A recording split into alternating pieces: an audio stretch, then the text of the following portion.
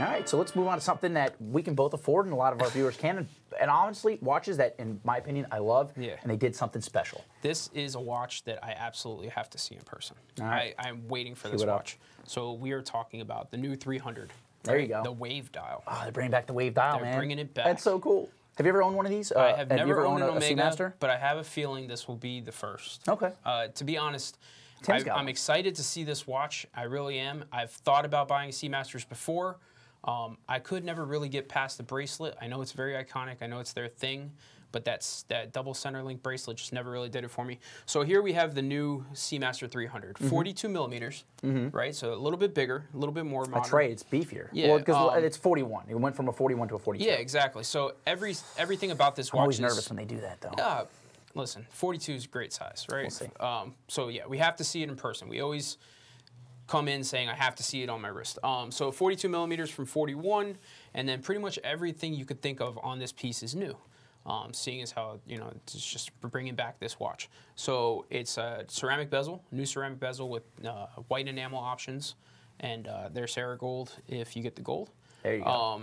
Tantalum. Yeah, so ceramic bezel, and I don't know if you knew this, but the dial is actually ceramic as well. Oh, I did not know that. Yeah, so it's so gray ceramic. so well, I mean, so I feel like Omega has mastered colored ceramic at this point, right? Yeah, so with every side of the moon. It's ceramic dial, ceramic bezel, and then one of the coolest things for me about this piece is that the wave is actually laser engraved into the ceramic. Oh, so look at you. In the past, well, the thing is, you could tell I'm really excited about this watch. This is the watch, even more so than the Tudor, that I really could see myself owning, and I did a little bit more in-depth research because it's for me.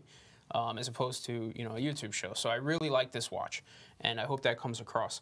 I think it's going to be comfortable. Unless I put this on my wrist and it's just catastrophically not for me, I can see myself owning this watch. Yeah, it's pretty cool. I think both of us are going to own some variation of this watch. I personally like I like the bracelet, so I like the blue version with the blue bezel and the all steel bracelet. I owned one of these for like a week. Yeah. Ended up trading it, like the original wave dial Seamaster 41. I love the way it fits on the wrist. It actually fits very much like a Rolex. Well, actually, it's almost identical to the Yachtmaster, in my opinion. But it's actually a little slimmer, sits a little bit flatter on the wrist. I love the bracelet. I think this is great. If anybody is familiar, this watch, they had made that, in the 90s. Right. We bought it a few times. I bought this watch from people who never knew that there was tantalum involved in that bracelet. And it wasn't, like, it will just, in between the gold pieces on the, on the last picture, in between the gold pieces on the bracelet, there you go. Those are pieces of tantalum. So it gives a little bit more heft. It's just a cool watch. And what do we know the price point on it? I didn't even look it up. Did you? It's got to be more than 10, I don't know right? about on the tantalum. On average, tantalum gold's got to be more than 10. All these guys on average are sub 5s.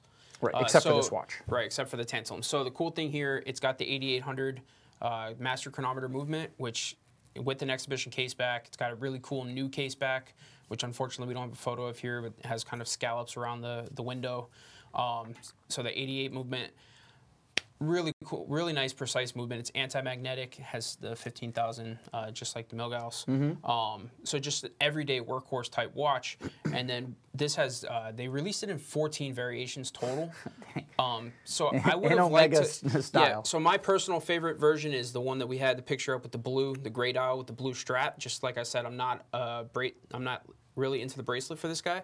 So that exact watch right there, I'm interested to see. That's your watch. But I could have seen them do like 6 models of this. Yeah. I don't know about 14. Classic Omega, like let's just make everything we can. Well, there's new technology. They have to, I'm sure that the way they look at it is that they have to have something for everyone so they can sell enough watches to, make their investment back. The research and development costs, I'm sure. But I think it's a good watch. I just hope it's not too large. If it's not, I'm buying one for sure. And yeah, I mean, I like it. I really like it. Hey guys, real quick, I'm searching through the chat box. Throw your watch questions, even if it's not related to what we're talking about, because we're going to come back at the end of the show and try to answer a few of those. So please do that. But and let us know how you feel about some of these watches as well.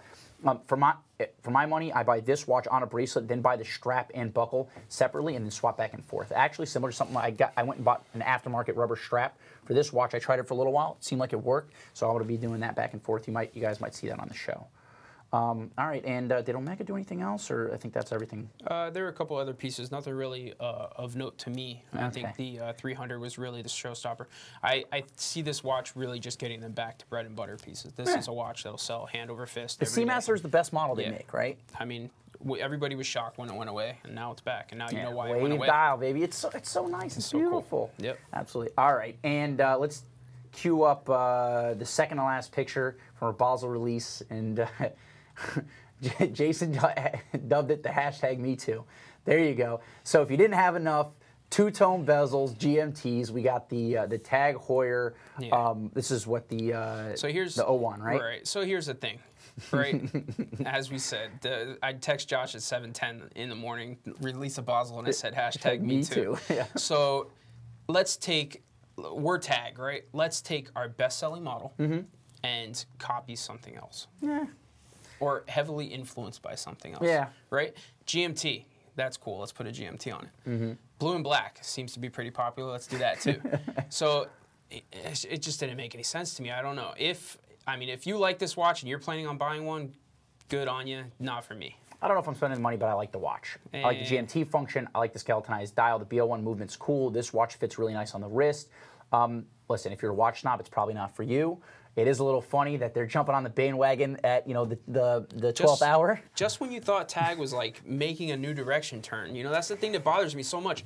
This watch came out and it was like we're just going to do our own thing and make something new, and then it's a little disheartening to see something like this where it's obviously heavily influenced by something else that starts with an R. I mean, listen, I like it.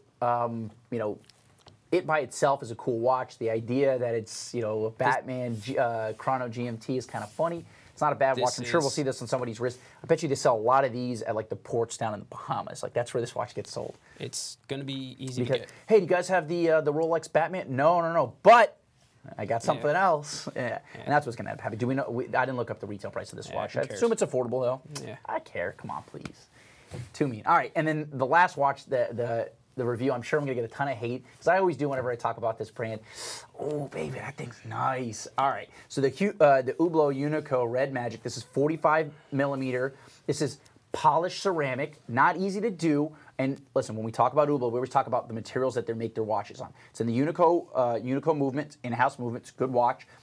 Those pushers are butter. If you ever tried a Unico chronograph, this watch is absolutely gorgeous in my opinion. It's gaudy.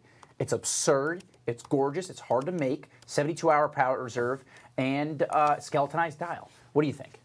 I actually like this piece. Yeah, you do. And you wouldn't think it from me, but I don't mind Hublot so much. There are some that I don't agree with. I really like the classic Aerofusion. I think if I was gonna wear one, that'd be the watch. But this thing, Aerofusion? Yeah, and red ceramic. I mean, again, cool got to see it in person. But can't be your only watch. You sure. really. I mean, listen. If you drive a red Ferrari, you gotta wear that just watch. don't buy it at retail. That's the thing. It just kills me to see them on a secondary, but it is cool. I mean, I've been on here with Tim. But the Unicos are holding more value every day. Value. Well, the thing is, they're getting better. So here's and, the thing. They're shoring up. What do you call it? The distribution on these too, man. Listen, they're on the right path. I like the watch. It's just for me, the Chrono. I like the Aerofusion. Fair enough. But this particular watch in the red ceramic, I think, is pretty cool. And while I certainly wouldn't pay retail for it, I have been on the show with Tim, and we've talked quite extensively about material research, right? Material sciences. Sure. And to see something like this that hasn't been done before, similar to the sapphire case that they did of this watch, similar to the blue sapphire, the red sapphire, it's just let's push it as far as we can go. And no brand single-handedly has that material science, let's push it, we don't care as far as we can go, than Hublot. Yeah, they're not concerned with making watches that are gonna that they're gonna limit production. They don't care about making ceramic Daytonas. They make cool watches for people to wear out. This watch is gonna be, first of all, it's going to be hard as hell to damage. It's going to be, you're going to wear it like a Panerai. You can beat the hell out of it. It's ceramic. It's hard, right? And it's a well-made watch. I know the retail on the steel and ceramics $19.9, or the all black ceramics $19.9. I assume this is going to be a little bit more. Yeah. So say this is in the low 20s. You can probably get this watch a little bit less than that. And I think it's a hot watch. It's very cool. The only thing about this piece that and it It's an happens with acquired taste, says all Bangle these Maya. cases. True, My major Pungali. pet peeve is the quick release on the strap, and I know I'll catch flack for We that. talked about that. Yeah. Hey, watch is gone. Any single, I mean, it's very, very slight. So, you know, some people love it, but in a real world application, for me, it's a little clumsy. Well, it's cool technology. Maybe if they made it like on the sides where you push in, or maybe on the underside. But maybe if it touches, who knows? Yeah, but it's a watch that you can take some off someone's wrist very, very easily. And people don't believe me until I go ahead and do it. Yeah, and then on top of that, it's ceramic, so if it comes off the wrist very easily. Yeah. Again, lots of little pieces of red ceramic. As long as you're not around some jerk like me who's going to mess around and try to take your watch off your wrist as a joke, the watch is good. Yeah, I like the watch. I'm sure I'm going to get some hate for it. I'm sure there's a lot of people who think it's terrible. I think it's cool. Maybe not spending my money on it, but as part of a larger collection, weekend watch to wear to Miami or Vegas or out for fun. It's certainly a fun watch. This is not you don't wear this to a board meeting unless you're Richard Branson or something.